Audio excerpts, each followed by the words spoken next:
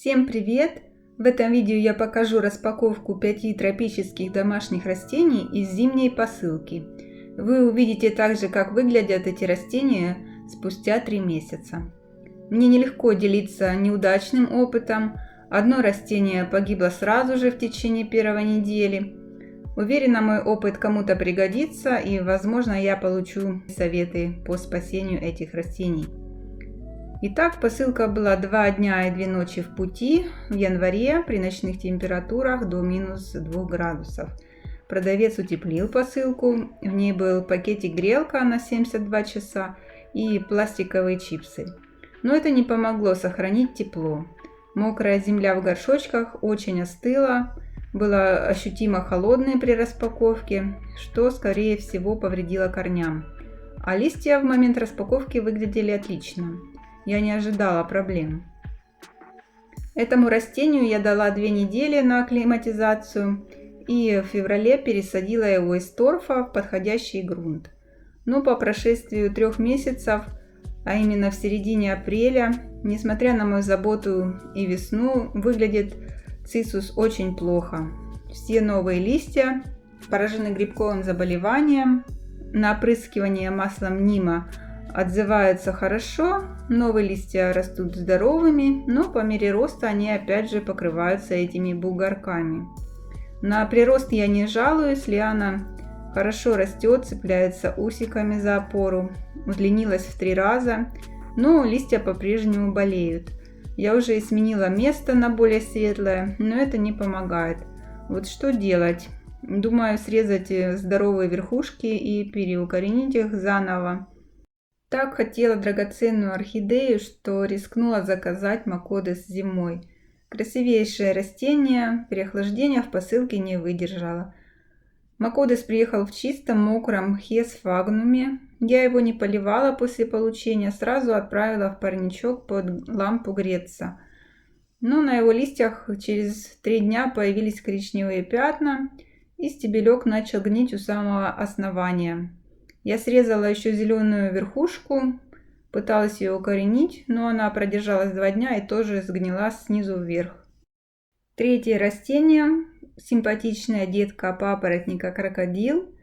Наслышана о его медленном росте, но решила испытать это на себе.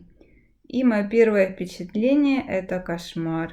За 3 месяца ничего не изменилось в его виде, прироста 0. Добавились только коричневые пятна на листьях. Меня радует только то, что эти пятна не расползаются по всем листьям. Я подозреваю, что это реакция на холод при пересылке. Я продолжаю коллекционировать домашние папоротники и растения с листьями сердцевидной формы. Низкорослый папоротник химионитис с уникальными ваями-сердечками требует влажности воздуха минимум 70% и очень рыхлый субстрат с корой, мхом. К сожалению, не получается он у меня. Действительно, растение для опытных цветоводов. Я держала его и в парнике, и под лампой. Ничего не помогает, он чахнет с каждым днем. Под ваями черная тля, по краям коричневые разводы. Растение пересажено 3 месяца назад, и вот только первый прирост, который не почернел и держится уже неделю. Я дождусь лета, и если этот папоротник не приживется, не похорошеет, то придется расстаться. Из-за того, что субстрат очень рыхлый, уследить за его влажностью сложно, поэтому я перевела папоротник на фитильный полив, но это тоже не помогает. И последнее, 5-е растение из посылки – папоротник Pteris enziformis. Я чуть не упала, когда Google выдал мне в результатах поиска Pteris самый неприхотливый из папоротников. Во-первых, он очень ломкий. При пересылке большая часть вай переломалась у основания. Во-вторых, новый прирост гибнет еще в зачатке, перегнивает, раскрывается деформированным. Я очень надеюсь на лето, что он пойдет на поправку, но в апреле на него без слез не взглянешь. Что скажете, друзья цветоводы? Желание заказывать почтой тропические растения зимой у меня не пропало. Некоторые из них редко появляются в продаже. Просто нужно осознавать, что будут сложности в уходе за такими растениями. Я понадеялась на пакетик-грелку. Это был мой первый опыт. Пакетик, кстати, был еще тепленький после 2 дней в пути, но все остальное в коробке он совершенно не прогревал.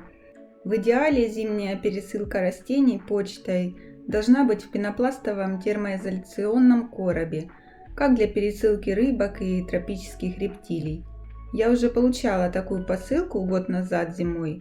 Все растения в прекрасном здравии. Смотрите это видео распаковки по подсказке справа. Я буду рада вашему опыту и советам в комментариях. На моем канале есть плейлист с более удачными распаковками растений. Подписывайтесь и смотрите.